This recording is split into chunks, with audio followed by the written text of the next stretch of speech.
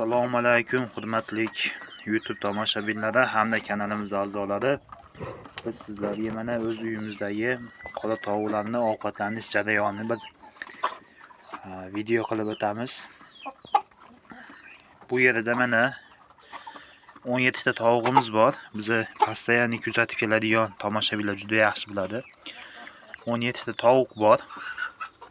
Bugun dorali suv berdim. Sababi tuxumini yeb qo'yishyapti uni. Bitta tovuq tashqarida qolib ketib qolibdi. Hozir uni ham olib kiramiz.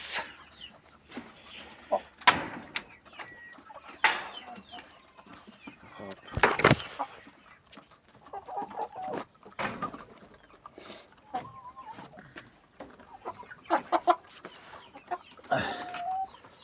Qani jonivor ketchi. Merka ket. Men ham ketib olay.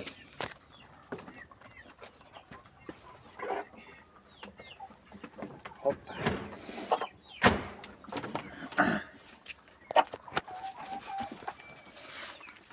Mana ko'rishinglar mumkin 17 ta tovuq. Bularning ichida bitta ona katta xo'rozni qoni boshqa. Yonidagi 3 ta makiyonni oldin baqqanmiz. Ularni ham yoshi katta bu makiyonlarida. Ular nima qiladi? Ular tuxumda. Mana bular esa hali tuxumga kirmagan jo'jalar. Men jo'jalikdan o'tib tovuqqa yaqinlashib qo'ygan. Tuxumini yeb qo'yayotgani hisobiga vet aptekadan dori so'rasang tabletka berdi, pishdi. Suvga qo'shib berasiz deb shuni beryapman hozirgi kunda. Mana bundaqa ovqat makka, bug'doy, semichka, soya, arpa, guruch aralashtirib yem tayyorlaganmiz. Mana shuni qilib ovqatini yeyishadi bular. 2 mahal ovqat beraman bularga.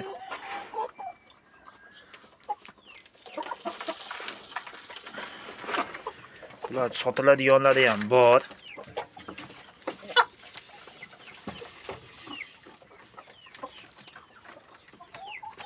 Sotiladiganlari ham bor.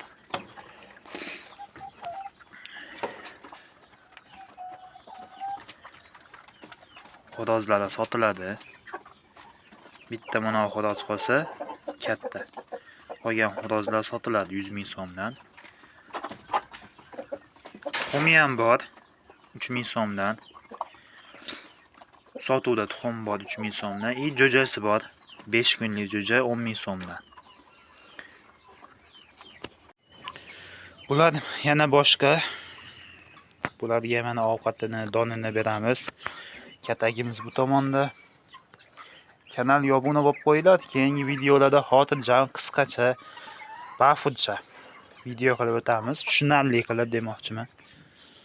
Kanalga obuna bo'lib qo'yamiz.